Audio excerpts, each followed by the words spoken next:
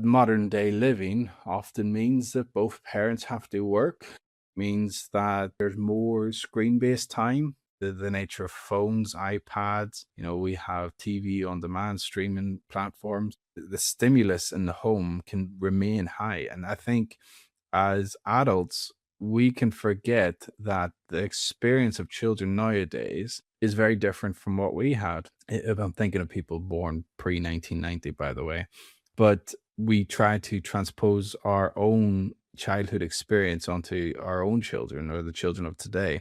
It's not really fair on them. They have grown up with much more stimulus available, and they have grown up in a world that is now dictated by, well, not dictated, largely driven by social media.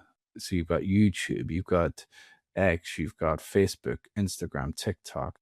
All this short form media is designed to stimulate the dopamine hit and captivate, keep them engaged with the platform.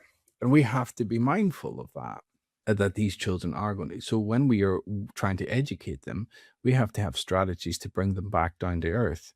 And it's the same in the home. Limiting screen time is a great way to start, but also doing low tech activities such as playing board games, card games, going out in the garden, spending time outside.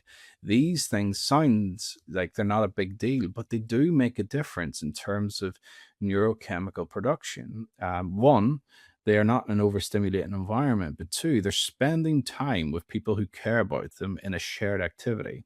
And shared activities are important because the more you engage with a shared activity, the more you identify with the other people in that activity.